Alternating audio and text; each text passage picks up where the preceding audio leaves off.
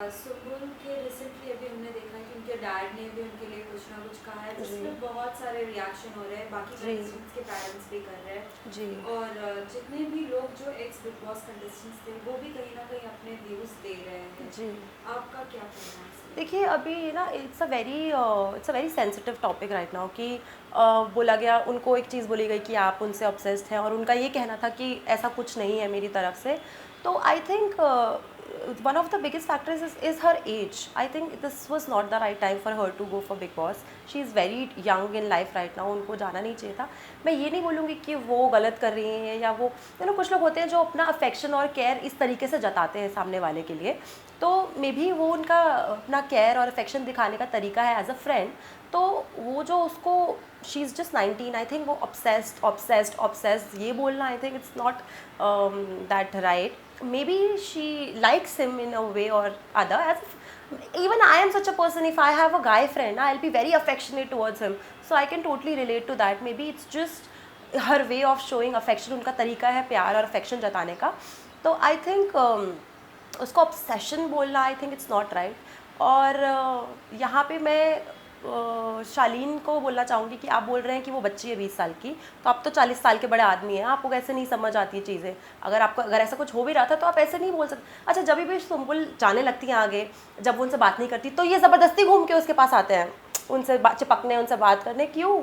You are not dumb. तो Shalin just stop playing your games, it's not at all working and you are not at all looking nice. I think I would just say Tina भी कम नहीं है। मैं भी देख रही थी, कल या परसों का एपिसोड था या वो प्रोमो था जिसमें वो बोल रही है कि सुम्बुल ने मेरा स्टैंड नहीं लिया। क्यों भाई? Now she is maintaining her distance from all of you. तो आप अपना गेम खेलो ना, वो आपका स्टैंड क्यों ले? आप ही थे जिन्होंने इस चीज़ को इतना पोक कर करके सुम्बुल ऑब्सेस्ड है बनाया। So now just let her play her own game. वो आपके लिए स्टैंड क्यों ले? मुझे समझ नहीं आता। And even Sumbul, I would she now has to get back in the game. बहुत हो गया रोना धोना, ये forget it, this is not a daily soap. You play your own game. छोड़ दो, आपकी दोस्ती किसी को नहीं समझ आती है, छोड़ दो ना। और आप I don't think so she has any need to give clarifications कि हाँ नहीं ये मेरा ऑब्सेशन नहीं है।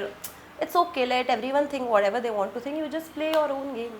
इसका जो गेम है सभी के रिव्यूज बहुत अलग अलग आ रहे हैं और रिसेंटली जो वीकेंड का वार हुआ है उसमें बहुत सारे खतरनाक जी। जी। तो ऑनेस्टली मुझे इतना बिग बॉस जितना अमेजिंग होता है हमेशा और जितनी एक्सपेक्टेशंस होती हैं उतना अमेजिंग नहीं लग रहा है।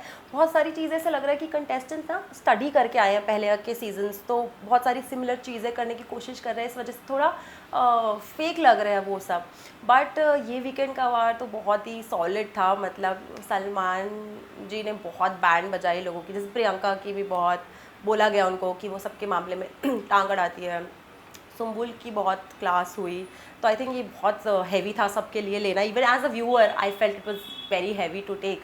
तो I think show overall for me it's not one of my favourite seasons, but yeah it's going okay, like nothing great for me actually. फिर गौतम के लिए आप क्या कहना चाहोगे? बिकॉज हाल ही में जब हमने गौतम से बात की है, गौतम का कहना ये था कि मुझे इस शो में रहना चाहिए था लेकिन मेरे साथ पार्शलिटी हुई है, मुझे वोट ज़्यादा मिले हैं। आपका क्या रिएक्शन? देखिए जब भी गौतम डेंजर जोन में थे, एलिमिनेशन नॉमिनेटेड थे, तो उनके साथ आई थिंक सौंदर्या और शालीन और टीना नॉमिनेटेड थे।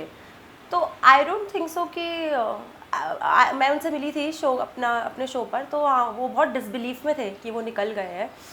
And I think even I think Gautam shouldn't have gone. He was, I think वो सौंदर्या से तो बेटर थे गेम में भी अपने।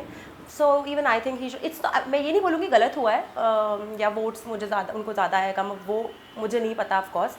बट हाँ उनको नहीं जाना चाहिए था according to me also. Like this is not his time to leave the show.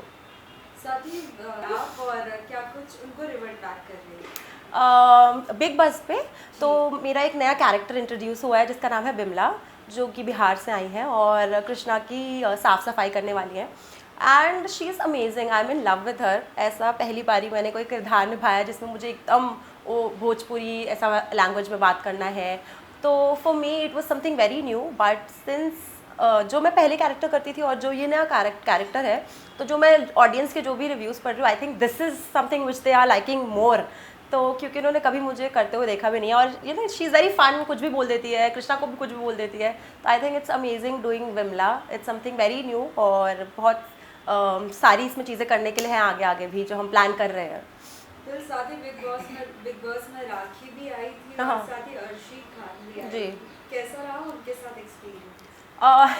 राखी के साथ तो हमेशा ही अच्छा ही रहता है, शी इज़ वेरी फन। उनसे मतलब उनको वो ये बोलने की ज़रूरत नहीं पड़ती कि आप ये क्यों नहीं बोल रहे हो, ये क्यों नहीं बोल रहे हो, वो सब कुछ बोल देती है। उनसे बोलना पड़ता है आप ये मत बोलो, आप ये मत बोलो। So shooting with Rakhi is always fun. और अर्शी को भी मैं आई नेवर मेट हर, पहली बारी मैं सेट पे मिली थी, तो it was nice. Well Arshi की वो डायलॉग्स आपने क्या उसमें लिया था या नहीं कि आवाम देख रहा है? हमेशा से हमने बिग बॉस में अर्शी के डायलॉग हाँ मतलब अर्शी का ये डाला, आई थिंक इट्स प्रेटी, मैंने तो नहीं बोला था, बट हाँ आई एम श्योर कृष्णा या किसी ने तो बोला ही होगा। तो काफ़ी फेमस है उनका डायलॉग, तो वो हो और वो डायलॉग ना बोला जाए ऐसा हो नहीं सकता, तो बोला ही गया होगा। वेल नेक्स्ट एलिमिनेशन के लिए क्या कुछ प्रिपरेशंस आपने की है? क्या कुछ धमाल देखने मिलने वाला है सर? ऑनेस्टली अभी हम लोग अच्छा, जो लोग ये बोलते हैं ना बिग बॉस स्क्रिप्टेड होता है, ये लोग पहले से डिसाइड करते हैं, तो मैं उन लोग को एक बात बता दूं कि हम जो शो का एक पार्ट है, मतलब जो एलिमिनेट होता है वो सबसे पहले हमारे पास आता है बिग बॉस पे। हम तक को एंड मोमेंट पे नहीं बताया जाता है कौन एलिमिनेट हो रहा है, तो it's not at all scripted. मतलब हमें भी जब एलिमिनेशन हो गए वहाँ चल रहा होता है, तो हमें बोला होता है आप रेडी रहो, कोई भी एलिमिनेट हो सकता है, और एंड मोमेंट तब हमारी स्क्रिप्ट लिखी जाती है तुरंत, जो आता है बंदा एलिमिनेट होके उसके हिसाब से। तो ये ऐसा नहीं है कि स्क्रिप्टेड है, हमें पहले से पता होता है, तो एटलीस्ट हमें भी कुछ पता नहीं होता है, हम भी अनप्रिपेयर्ड सेट पर जाते हैं। जब वहाँ एलिमिनेशन अनाउंस होता है तो हमें यहाँ बताया जाता है कि ये एलिमिनेट हो गया है, फिर वहाँ तुरंत हमारे राइटर्स जो हैं, अमेजिंग राइटर्स जो तुरंत स्क्रिप्ट बनाते हैं और हम लोग उसे याद करते हैं और फिर परफॉर्म करते हैं। तो सब लोग हमारे शो से पहले हमेशा, एटलीस्ट मैं तो बहुत नर्वस होती हूँ क्योंकि पता नहीं है कौन आ जाए और कौन कितने ख़राब मूड में बेचारे। जैसे जब गौतम आए थे वो बहुत अपसेट थे, तो मुझे थोड़ा डर लग रहा था कि कुछ बोल देंगे तो बेचारा वो भड़क ना जाए या कुछ बोला नहीं, but he was very supportive and all. तो ऐसा ही होता है, मतलब एंड मोमेंट प्रिपरेशंस होती है, so we also don't know what is going to happen and what to expect.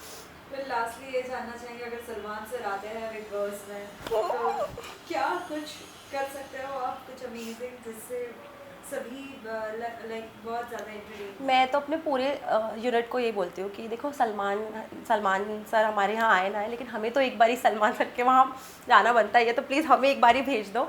अब वो तो पता नहीं, वो तो चाल का डिसीजन होता है जाते हैं कि नहीं, बट अगर जाते हैं ऑनेस्टली मुझे भी नहीं पता, बिकॉज वो ही हैज़ दिस ऑरा जिनको देख के मुझे पता है मैं एकदम ऑस्ट्रा को जाऊँगी और मैं कुछ बोल ही नहीं पाऊँगी। तो इससे अच्छा कुछ प्लान करने की ज़रूरत ही, मतलब प्लान ही ना करूँ, वहाँ पे ही देखी जाएगी जो भी होगा।